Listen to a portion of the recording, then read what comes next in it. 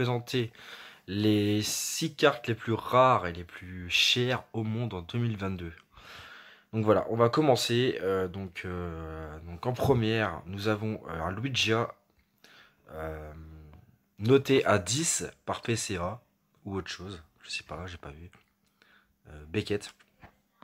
Et donc estimé à 144 000 dollars aux États-Unis.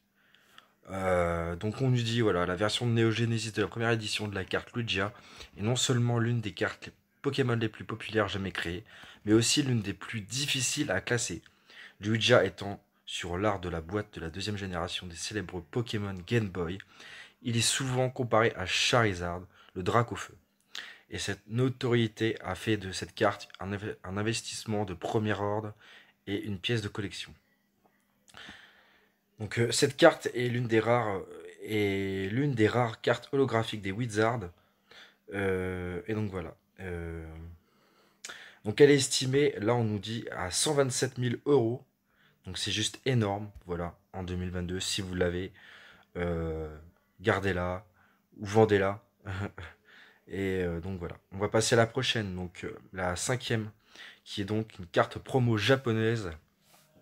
Trophée de l'événement familial Kangourex Holo à 150 000 dollars.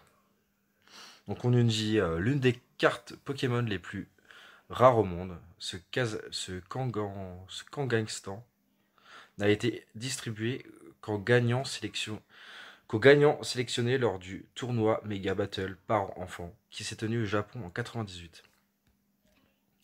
Seules les familles ayant atteint un certain nombre de victoires pouvaient obtenir une carte rare. Seules 46 de ces cartes ont été évaluées par la PCA. Donc voilà. Donc le prix s'avoisinant à 150 000 dollars, et donc autour de 132 000 euros. Voilà, donc voilà, c'est une carte très très rare et qui a été euh, peu notée par PCA du coup. Donc voilà. On va passer donc à la suite, la quatrième carte qui est une Backless Tortank Galaxy Start hologramme estimée à 360 000 dollars. Donc on nous dit que ce n'est pas une carte Pokémon Tortank normale. Ce qui la rend si précieuse, c'est l'absence d'impression sur la phase opposée au dessin. D'où le nom de Tortank sans dos. En réalité, cette carte n'a jamais été destinée à la consommation publique, car elle faisait partie d'un essai réalisé par Wizard of the Coast.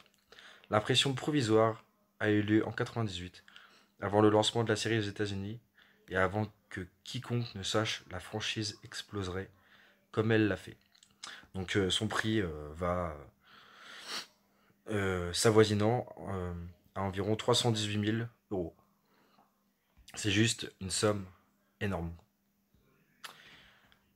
Ensuite, on va passer à la première édition de Dracofeu holographique, donc SCG Gold, s'avoisinant à environ 369 000 dollars. Donc on nous dit que ce n'est pas une carte Pokémon. Oula, il y a un petit bug. On nous parle du Tortank alors que c'est un Dracofeu au-dessus. Bon, c'est pas grave.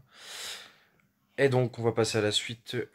Donc, 1998, japonaise, promo carte Holo Illustrator Pikachu, PCA 7, au prix de 375 000 dollars. Donc, on nous dit qu'elle est dotée de l'insaisissable double étoile réservée aux cartes Pokémon japonaises les plus rares et les plus emblématiques jamais créées. La carte Pikachu de l'illustrateur a toujours été classée dans les échelons supérieurs de la collection de Pokémon pendant des années, et est largement considérée par beaucoup comme le Saint Graal de Pokémon. Aucune autre carte Pokémon ne combine la rareté, le dessin unique, l'histoire et la singularité plus que l'illustrateur. Donc voilà, celle-ci en deuxième position. Et enfin, en première édition, dans le top 1, nous avons donc une carte Pikachu. La valeur est inconnue. Mais voilà, on nous dit qu'en haut de notre liste se trouve le Saint Graal des cartes Pokémon Raichu pré-release. On estime à 8 le nombre de cartes en circulation portant l'insigne pré-release. Donc voilà. Donc j'espère que cette vidéo vous a plu. Et dites-moi en commentaire laquelle de ces cartes que vous préférez le plus ou que vous avez dans votre collection. En tout cas, voilà, j'espère que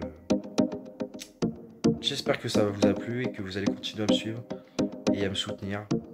Likez la vidéo et abonnez-vous si ça vous fait plaisir.